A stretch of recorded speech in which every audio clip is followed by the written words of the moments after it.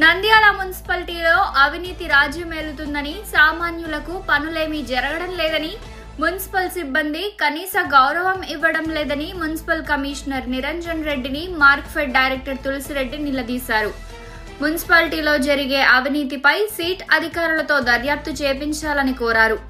Commissioner Niranjan రెడ్డిని కలిసి పలు అంశాలపై ఫిర్యాదు అందజేశారు. ఏ పనికైనా మామూలు ఇవ్వాల్సిన పరిస్థితి ఏర్పడిందని, సామాన్యులకు మున్సిపల్ సిబ్బంది పట్టించుకోవడం లేదని ఆరోపించారు.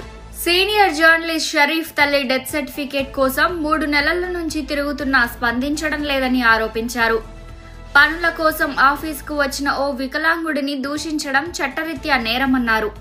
వెంటనే స్పందించి వారంలోగా సిబ్బందిపై చర్యలు తీసుకోవాలని కోరారు.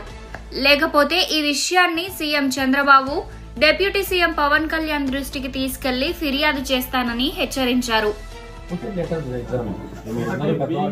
AP market director, state director గా, ఏపీ పార్టీ స్టేట్ సెక్రటరీ గా నేనే మాట్లాడితే ఏ డైరెక్టర్ అయితే ఏమి, ఎవరైతే మా దాంట్లో జోక్యం వేసుకోకూడదని మాట్లాడతాడు. దట్టిలో ఎంత ఉండాలి? మేము ప్రజల కోసం, ప్రజల కొరకు, ప్రజల చేత ఎన్నుకోబడిన ప్రభుత్వం ఇది. తెలుగుదేశం ప్రభుత్వం ప్రజల కోసం పాసుపడే ప్రభుత్వం. వీళ్ళేమైనా డబ్బులు అడిగి లంచాలు ఇచ్చుకొని వీళ్ళను సతాయిస్తారా? పబ్లిక్ ను, ఇక్కడ పనిచేసే మీ డిపార్ట్మెంట్ లో పనిచేసే వ్యక్తులను, షరీఫ్ అనే వ్యక్తిని ఫిజికల్ హ్యాండిక్యాప్డ్ మోకాల వరకు కాల్ తీసేస్తే నాన్ అవైలబిలిటీ సర్టిఫికేట్ ఏమంటే కోరాయి నుంచి సర్టిఫికేట్ ఏమి నువ్వేం చేసుకుంటా చేసుకోమని మాట్లాడుతుంది.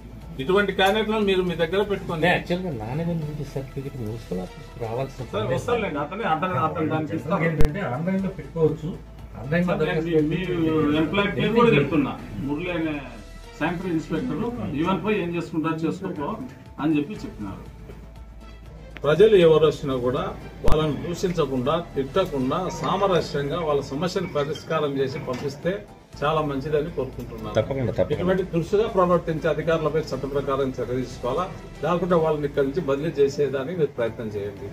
లేకుంటే మేము హైకమాండ్ తీసుకుని పోయి దీనిపైన నంద్యాల మున్సిపాలిటీ మీదే సిటీ ఏజెన్సీని వేయించడానికి మేము ప్రయత్నం చేస్తాం. అందులో 3 భాగస్వామ్య పార్టీల వాళ్ళందరూ కూడా ఇక్కడికి వచ్చినారు.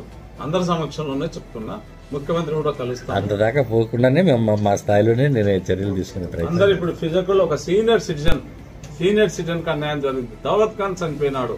ఇవన్నీ ఇంకా ముఖ్యమంత్రి దృష్టికి పోలేదు. ఇప్పుడు తీసుకెళ్తాం మేము ఖచ్చితంగా 23వ తేదీ ఇవన్నీ రాసుకొని పోయి మీడియా సమక్షంలోనే అందజేస్తాం.